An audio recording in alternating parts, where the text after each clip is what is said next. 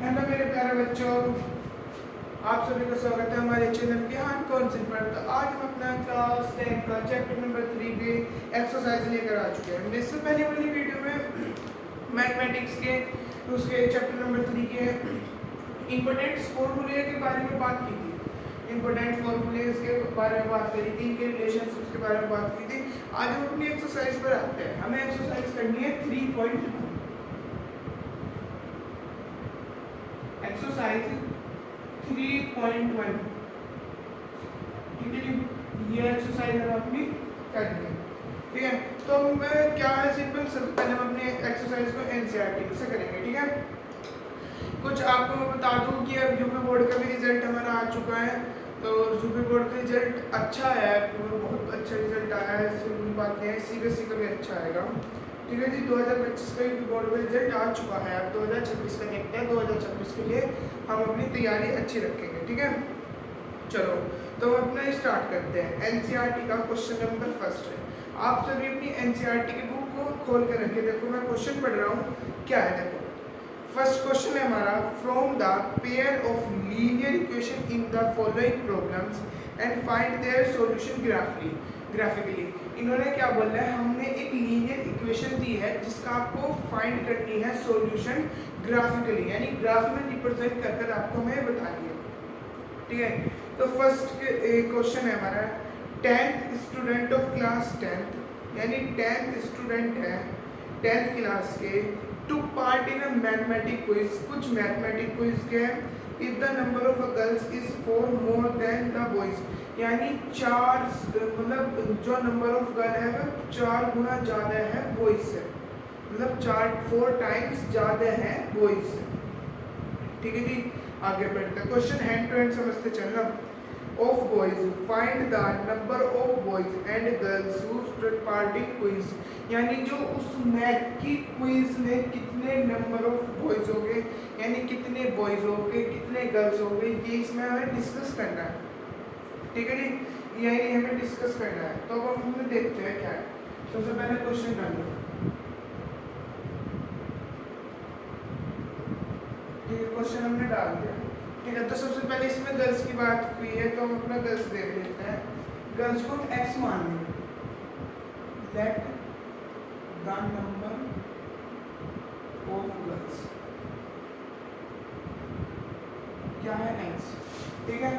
और number of boys मान लेंगे द नंबर ऑफ बॉयज, कितने हैं, तो x और y, number of girls x, number of y boys, ठीक है जी। इतनी बात आपको समझ में आई? बताइए मुझे जल्दी, इतनी बात आपको समझ में आई क्या? ठीक है जी। अब हम क्या देखते हैं, क्वेश्चन के अकॉर्डिंग चलते हैं। अकॉर्डिंग टू क्वेश्चन, क्वेश्चन में क्या कह रहा है, if the number of more than girls more than boys. सबसे पहले तो बॉय कितने, पहले देखो कितने बच्चे हैं, गर्ल्स और बॉयज को मिला के तुम्हें कोई टोटल पड़ेगी। अब हम कह लेंगे भाई क्या कहते हैं कि आपके स्कूल में क्लास 10th में कितने बच्चे टोटल, तो आप क्या करोगे, बॉयज को भी ऐड करोगे और गर्ल्स को भी ऐड करोगे, जब आप इसका टोटल निकाल पाओगे, ठीक है जी। ऐसे ही करोगे ना, इन दोनों का ऐड करोगे जब आप अपना टोटल निकाल पाओगे। तो ऐसी सेम हमें अब इसमें करना है, देखो, ठीक है। तो सबसे पहले टोटल कितने बच्चे इन्होंने दे रखा 10, तो 10 बच्चे में कब बनेंगे, जब हम x plus y is equals to 10 करेंगे, यानी ये तो गर्ल्स हो गए, ये बॉयज, इन दोनों को मिलाकर 10 बच्चे हमारे उस क्लास में है, स्टूडेंट 10 स्टूडेंट, कितने हैं स्टूडेंट, 10 स्टूडेंट्स, ठीक है जी। तो ये इक्वेशन नंबर फर्स्ट बन गई हमारी, इसे हम अपना इक्वेशन नंबर फर्स्ट मान सकते हैं, ठीक है जी। क्या इसे हम अपने इक्वेशन, ठीक है जी। अब देखो एक मेन पॉइंट है, ठीक है। अब हमने क्या पढ़ा था क्वेश्चन में, देखो यहाँ पे हाईलाइट करना। अपने क्वेश्चन में क्या पढ़ा था, girls is 4 more than boys, ठीक है, ठीक है। तो अब ये लिख देंगे, girls are 4 more than boys, ठीक है जी। Girls are 4 more than boys, यानी बॉयज से 4 गुना ज्यादा। ठीक है जी, तो गर्ल किससे है? बॉयज से, यानी तो भाई बॉयज तो इधर रखेंगे, जब हमारे बॉयज से कौन है? गर्ल्स है 4 गुना ज्यादा, बॉयज से 4 गुना ज्यादा हमारी गर्ल्स है, तो 4 माइनस एक्स। ठीक है जी, तो अब हम अपना ये कर देंगे। तो अब हमारे पास दो इक्वेशन आ चुके हैं, सॉरी प्लस ऐसे एक्स प्लस। ठीक है जी, अब ये हमारी सेकंड इक्वेशन बन चुकी है। ठीक है, अब मैं आपको टेबल वाला रूल बताता हूँ मैं। ठीक है जी, अब हम इसे आगे कैसे करेंगे? देखो, हमारी दो इक्वेशन हमें मिल चुकी है, अभी के लिए हमें अपनी दो इक्वेशन हमें मिल चुकी है। ठीक है जी, तो अब हम क्या करेंगे? From equation first and second, या तो आप ऐसा कर लो। अब क्योंकि हमें क्या करना है भाई, हमें ग्राफ में रिप्रेजेंट करना है। मैं बता रहा हूँ, जब भी ग्राफ में नहीं रिप्रेजेंट करना होता, जब हम अपने इस तरह से लेते हैं। अब हमें ग्राफ में रिप्रेजेंट करना है, तो सबसे पहले हम अपनी कोई सी भी इक्वेशन उठा लेंगे। हम क्या कर रहे हैं? अपनी फर्स्ट वाली इक्वेशन उठा रहे हैं, तो यहाँ लिखेंगे हम फ्रॉम इक्वेशन फर्स्ट। ठीक है जी, अब इधर लिख लीजिए फ्रॉम इक्वेशन सेकंड, वो बीच में क्या कीजिए। ठीक है, तो अब सबसे पहले हम अपनी फर्स्ट इक्वेशन क्या है हमारी? x plus y is equals to 10। ठीक है, अगर मैं y को उधर ले जाऊँ माइनस में, तो क्या हो जाएगा? x is equals to 10 minus y, कुछ ये बन के आएगा। ठीक है, अब मैं क्या करता हूँ? y में वैल्यू पुट करता हूँ अपनी तरफ से, क्योंकि मुझे ग्राफ रिप्रेजेंट करना। भाई ग्राफ रिप्रेजेंट करने के लिए मुझे वैल्यू होनी जरूरी है x और y की। तो अब मैं क्या करता हूँ? Put the value of y equals to 10 equation. आप ऐसे करो, नंबर बड़ा रखना, नंबर बड़ा रखोगे ना तो आप चलो 1 ही रख लो, फिर भी पर आएगा इक्वेशन फर्स्ट में। अब मेरी एक बात सुनो, देखो मैं क्या कहना चाहता हूँ। अब आप क्या सोच रहे हो? देखो जल्दी देखो, इधर सुनो। आप क्या सोच रहे हो कि भाई हमें y ही लेना है। ये आपकी चॉइस है कि आप इसमें x ले रहे हो या y। पर एक बात सुनना, अगर आप इस वाले में x को माइनस में ले रहे हो, तो अगले वाले में y को माइनस लेना है। अब मैंने क्या करा? मैंने इसमें y को माइनस में लिया, मैं अगले वाले में x को माइनस में लूंगा। ठीक है, बात क्लियर है?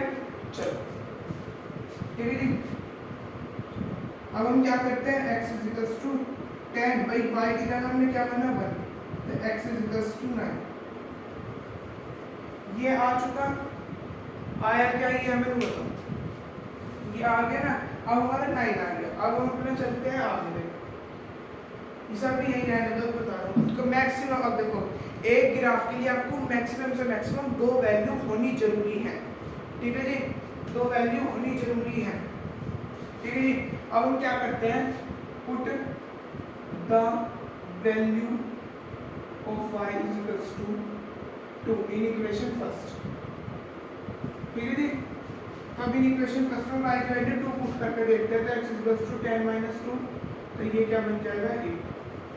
क्या ये हमारा 8 बन गया? ठीक है, अब हमें 2 वैल्यू मिल गई भाई। ठीक है, 2 वैल्यू हमें मिल चुकी है, 2 वैल्यू हमें मिल चुकी है। ठीक है जी, अब हमें क्या करना है? अब हम अपनी सेकंड वैल्यू देखते हैं, सेकंड वाली इक्वेशन की। ठीक है, तो हम सेकंड वाली इक्वेशन को तो पहले से लिखी हुई है x में, x प्लस 4 तो पहले से है, तो इसमें चेंज करने की जरूरत नहीं है। तो हम क्या करेंगे? ये लिखेंगे x प्लस 4, क्योंकि भाई ये हमारी इस फॉर्म में थी और ये इस फॉर्म में है। अब हमने y को इधर ले गए, तो ये अब जब सिंगल फॉर्म में बनी, तो ये पहले से सिंगल फॉर्म में है।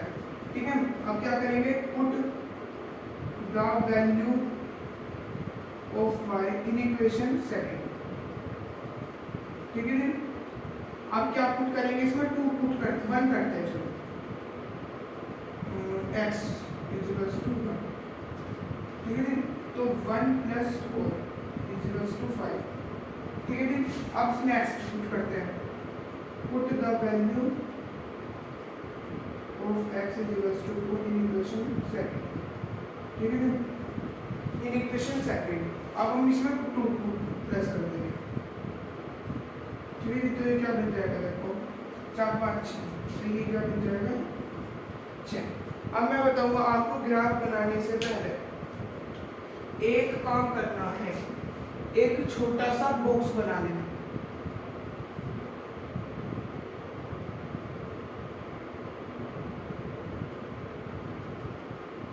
एक छोटा सा ऐसा बॉक्स बना लेना और उसमें लिख लेना यहाँ पर x की वैल्यू और एक तरफ लिख लेना y, x और y। अब मुझे बताओ x की वैल्यू क्या क्या है, ठीक है। अब मुझे बताओ, अब फर्स्ट इक्वेशन की x की वैल्यू क्या क्या है, ये आपका इक्वेशन फर्स्ट का ग्राफ बॉक्स, ठीक है जी। ये मैंने आपको यहाँ इसलिए बनवा रहा हूँ, अगर आपकी जैसे हमारी इक्वेशन नंबर फर्स्ट कंप्लीट हुई तो इसे आप जैसे यहाँ तक कंप्लीट हुई तो इसके नीचे आप एक ग्राफ टेबल बना लें, तो मैंने वही बनवा रहा हूँ, ठीक है। अब x की वैल्यू क्या है, हमारी 9 है, एक हमारी 8 है। y की वैल्यू जो हमने पुट करी है 9 के नीचे क्या लिखेंगे 1, क्योंकि हमने 1 पुट करा जब 9 आया। 8 क्या पुट करने पाया 2, ठीक है जी। अब क्या लेते हैं equation number second, from equation second, ठीक है जी। अब हम इसका टेबल बनाते हैं,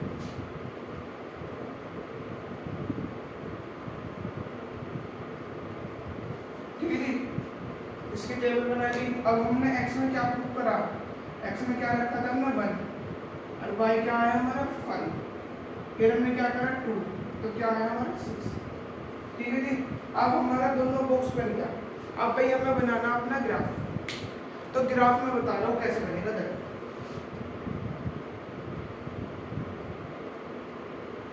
ऐसा आप ग्राफ पेपर पर बनाओगे, मैं बोर्ड पर बनाकर दिखा रहा हूँ, ठीक है। ग्राफ पेपर ऐसे लिया, ऐसे दो खींचा, आपकी मैक्सिमम से मैक्सिमम डिजिट कितनी है, x एक्सिस पर 9 है, तो इतना बड़ा लीजिए जो 9 किलो आ गया, 1 2 3 4 5 6 7 8। ये मैंने यहाँ डिस्टेंस मेंटेन नहीं हुआ, पर आपके ग्राफ पेपर पर ऐसे कॉलम बने होंगे तो उनके बीच का ही डिस्टेंस है, यहाँ पे एक रखना है, यहाँ पर एक रखना है, ठीक है। क्योंकि यहाँ बोर्ड पर है, यहाँ पे क्या ग्राफ बन रहा है, ठीक है, पर मैंने बता दिया। अब इतना ही, अब देखो y एक्सिस में मैक्सिमम क्या है 6 नंबर से ऊपर कुछ नहीं है तो 6 तक ले लो, 1 2 3 4 5 और 6, ठीक है जी। अब हमने ले लिया 6 तक, ले नहीं रखो। अब हम इसे क्या करेंगे, ग्राफ में रिप्रेजेंट करेंगे। सबसे पहले मैं फर्स्ट इक्वेशन में देखता हूँ, y 1 है और 9, ये y एक्सिस है और ये x एक्सिस है, तो 1 और 9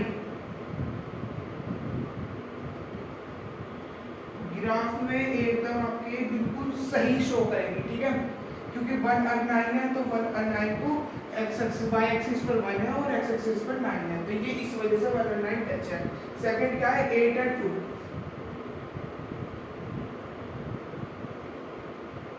ठीक है जी, आ गया। अब आते हैं क्वेश्चन नंबर सेकंड, 1 और 5, x एक्सिस पर 1 और उस पर 5, कुछ यहाँ पर शो है। अब इसमें क्या 2 और 6,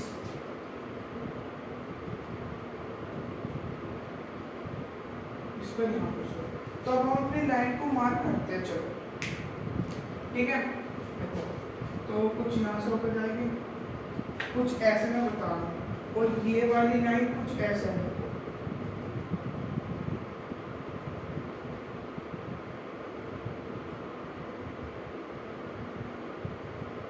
ठीक है जी। क्योंकि ये जहाँ पर ये इंटरसेक्ट होगी वो पॉइंट लिख देना, जैसा अब यहाँ पर 3 और 7 बनेगा, तो ये बात, ठीक है जी। तो इसी तरह से हम इसको ग्राफ पर रिप्रेजेंट करते हैं। इनको जहाँ पर ये आकर मिलेगी ना ऊपर तक मिलाना है और ये ग्राफ पर रिप्रेजेंट हो जाएगी। क्या अब आपके क्वेश्चन समझ में आया? अगर क्वेश्चन समझ में आया तो जल्दी से नोट डाउन कीजिए, जल्दी चलो कीजिए।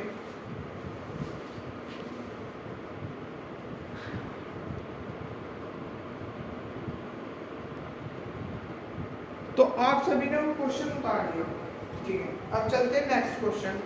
5 पेंसिल एंड 7 पेन, पेंसिल्स कितनी है? सबसे पहले वाले में लिखेंगे, ठीक है, पेंसिल्स कितनी है, हम ऐसे करके लिख लेते हैं। चलो टोटल पेंसिल्स, ठीक है। टोटल पेंसिल्स कितनी है, और इन्हें हैंड टू हैंड अपना एक्स भी मानते चलेंगे। टोटल पेंसिल्स हमारी 5 है, यानी 5 और टोटल पेन्स हमारे कितने हैं 7। टोटल पेन्स कितने हमारे, यानी 7 and total cost of pens and pencils की टोटल कॉस्ट कितनी है हमारी 50 रुपीज। टोटल कॉस्ट यानी दोनों की टुगेदर कॉस्ट कितनी है हमारी 50 रुपीज। ठीक है 50 रुपीज। तो अब ये हमारी इक्वेशन क्या बनेगी, ठीक है। इस क्वेश्चन में मैं इक्वेशन बना कर दिखाऊंगा। सॉल्यूशन और ग्राफ आपको बनाना है जैसे मैंने फर्स्ट वाले क्वेश्चन में बताया था, ठीक है जी। तो देखो 5x + 7y मानना, हम आपको इसको आप पेंसिल को इसको आप y ही मानना, ठीक है जी। आप क्या करना, इसे y मानना क्योंकि हमें इक्वेशन में पुट रखना है, ठीक है। तो 7y = 50 रुपीज। तो फर्स्ट इक्वेशन कंप्लीट। अब इक्वेशन अपने सेकंड करते हैं आगे, वेयर 7 पेंसिल्स। तो अगली बार टोटल पेंसिल्स कितनी है 7 और टोटल पेन्स कितने हैं 5। ठीक है, और इनकी कॉस्ट कितनी दी गई है 46 टुगेदर कॉस्ट कितनी है 46 रुपीज, ठीक है जी। तो अब इसकी इक्वेशन हमारी क्या बनेगी, देखो क्या बनेगी। अब बनाते हैं 7x + 5y = 46 रुपीज। ये हमारी equation number first and second. अब आपको इन दोनों को सॉल्यूशन बनाना है और उसके बाद आपको क्या करना है, ग्राफ पर रिप्रेजेंट करनी है। तो जल्दी से इसे नोट डाउन कीजिए, फिर हम अपने नेक्स्ट क्वेश्चन की तरफ चलते हैं।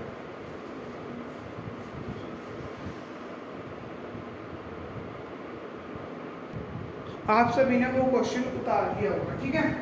चलो अब मैं क्या करता हूँ, on comparing the second question है, on comparing the ratio a1/a2 b1/b2 and c1/c2 find out the representation the following linear equation intersect the parallel and coincident. मतलब हमें इस क्वेश्चन में क्या बताना है कि ये इक्वेशन या पैरेलल है, इंसिडेंट है, कोइंसिडेंट है, ये बताना है जो हमने इससे फर्स्ट वाले लेक्चर में पढ़ा, ठीक है जी। तो मैं क्वेश्चन बता रहा हूँ, मैंने उस वाले लेक्चर में भी होमवर्क में दिए थे क्वेश्चन, शायद ये क्वेश्चन हो सकता है, ठीक है। तो मैच कर लेना, अगर वो होमवर्क में हुआ वैसे सेम होएंगे दोनों क्वेश्चन में, मेथड सेम, ठीक है। चलो अब देखते हैं कैसे। मैंने सबसे पहले क्या बोला था, हम अपना एक a1/a2 वाला करते हैं, ठीक है।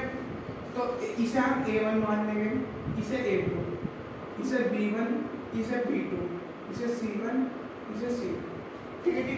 अब हम क्या करेंगे, a1/a2 = 5/7। ये सब मैं इतना डीपली नहीं इसलिए नहीं बता रहा क्योंकि मैंने पहले वाला लेक्चर इसी के लिए स्पेशल रखा था कि एक्सरसाइज हमारी फटाफट हो जाए, ठीक है। चलो अब फिर अब रखते हैं b1/b2 -4/6। अब ये दोनों इवन है, कर सकते हैं, 2 2 या 4 और 2 3 या 6, यानी इसे -2/3 लिख सकते हैं। अब नेक्स्ट है c1/c2